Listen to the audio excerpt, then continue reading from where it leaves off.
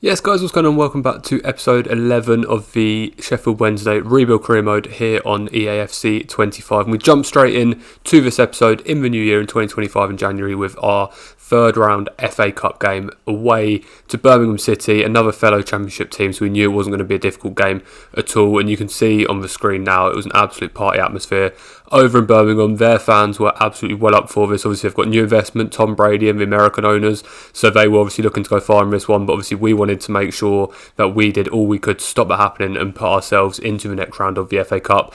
Only one real chance in the first half. You could see there the header from Devin Long. Obviously, we changed the team up a fair bit with a lot of changes, a few youth players coming into this game, and we did only get one chance for both teams really in that first half. So we jumped straight into the second half, and unfortunately, just 3 minutes into the second half, Alfie May picks the ball up. It actually came from our goal kick from Pierce Charles. It was a heavy touch from the defender.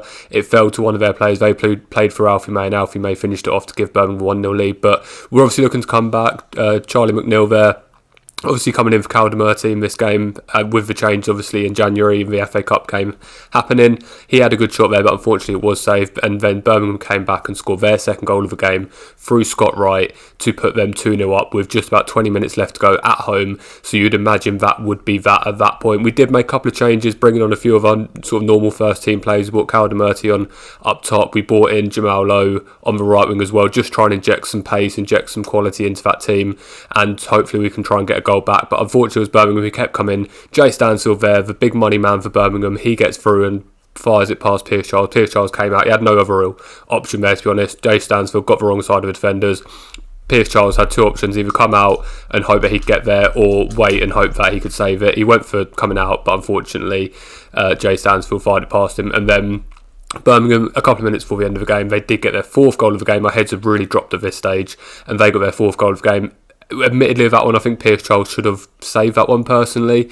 It was a fairly powerful shot, but it was fairly straight at him, so I don't really know why that one did go in, to be honest. But unfortunately we did lose the game 4-0, and as quick as our FA Cup journey started, our FA Cup journey has finished in a 4-0 loss to Birmingham in that third round. So a real disappointment there. We had a heavy defeat to Birmingham early on in the season in the league as well, so it was a real shame. And then we do go back into league action away from home once again to another one of the big investment teams in the Championship, away to Wrexham. You saw before the game we did get a message from Liam Palmer saying he wanted to have a game here, so we did decide to bring him into that left back role in place of Max Lowe.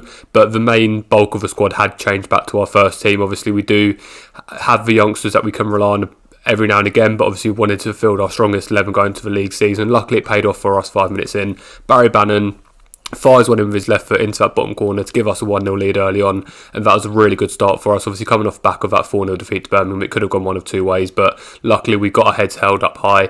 We had a good start and we got that goal, and then we nearly got a second goal about 10 minutes later there.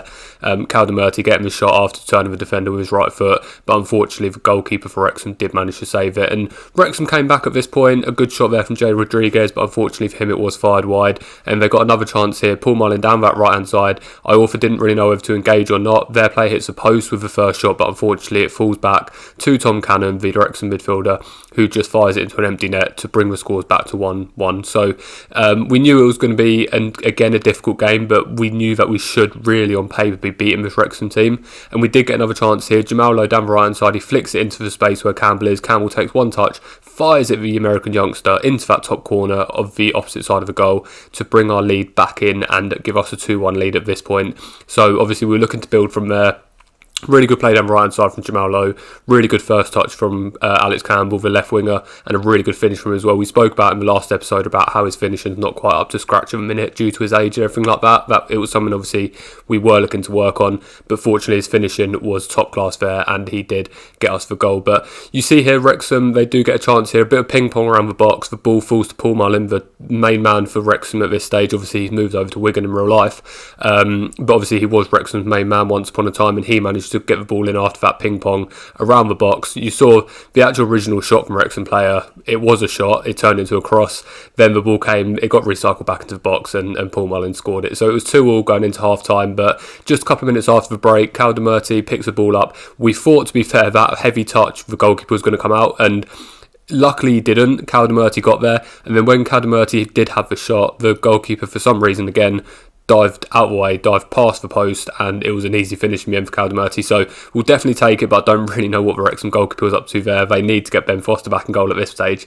But Wrexham, they're obviously coming. They come back twice to get to the 2-2 stage, and obviously we take them a lead to bring it to 3-2. They did get another chance there to try and get another equaliser, but unfortunately for them, they did put it wide. And then Caldemurti luckily put the game to bed with 20 minutes left. First shot, unfortunately, the goalkeeper saved it, was pretty much straight at him.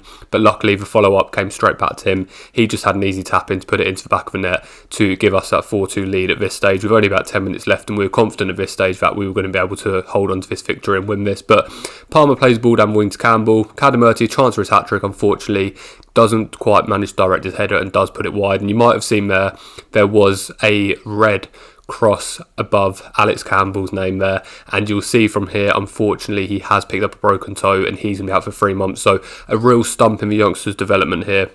He's been absolutely immense for us, but unfortunately he's going to be out for 3 months, so we'll have to obviously manage that. We can bring Kabaki into that left wing, but we'll have to obviously cope without him for the 3 months. Hope it doesn't stunt his development too much. But you saw in the background there a couple more messages from a few players, and then we're actually looking, we mentioned obviously we're not going to be able to sign anyone for any payment fees in this January transfer window, so we were looking at a couple of loan players. We have got a bit of a gap in that left back role. Obviously we have got Max Lowe there as a first team left back, and we do have Palmer there who can fill in at left back as well when needed, but we did want to obviously strengthen that position just for the short term, and we looked at 2 players that were on the loan list from Premier League clubs. So we had Ollie Scholes, who's at West Ham, and we have Harry Amas, who's at United, probably a bit more well known than Ollie Scholes, to be fair, Harry Amas is, but they were both up on the loan list for sort of going out on loan to the end of the season. So there are definitely 2 players we're looking at to fill in that left back spot to support Maxwell with that workload.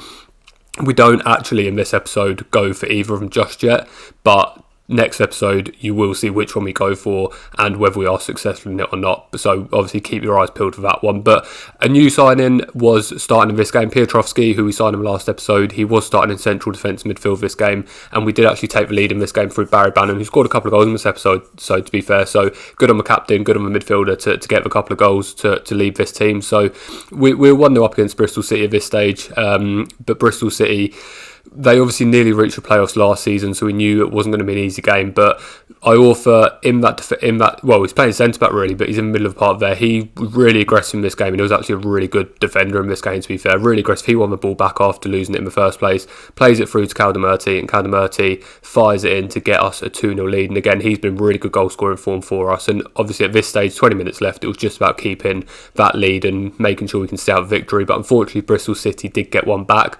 The ball just fell to their attacker. He just swung his left foot at it, and unfortunately for us, it just fired past the goalkeeper to bring the scores back 2-1. But a couple of changes just to try and freshen things up a little bit. A couple of youngsters, Kai Drake came on in that centre-back role. We brought Charlie McNeil on up front as well in place of Caldemurti just due to fitness issues, and unfortunately Bristol City actually pulled this game back. 10 minutes left. Scott Twine, Kai Drake went for the header to clear it, for some reason completely missed the head of a youngster, and he's had a couple of those moments. He is actually a really solid defender. He's big, he's strong, he's quick, and he is a really solid defender, but he does have these errors in him, and it's a real shame to see. And it was Bristol City actually just a couple of minutes later who nearly got the chance there, but fortunately Pierce Charles managed to save it. But on the break, the ball falls its way to Charlie McNeil. I thought Rob Dickie was going to use his strength and completely push Charlie McNeil off ball there, but luckily Charlie McNeil used his strength, kept hold, kept up straight, and he managed to fire the ball underneath the goalkeeper to bring the scores back to 3-2 with about 7 or 8 minutes left, and that was how that game did play out. So luckily we did manage to get a victory despite being pulled back from 2-0 down to 2 all at one stage, and Charlie McNeil was the goal scorer.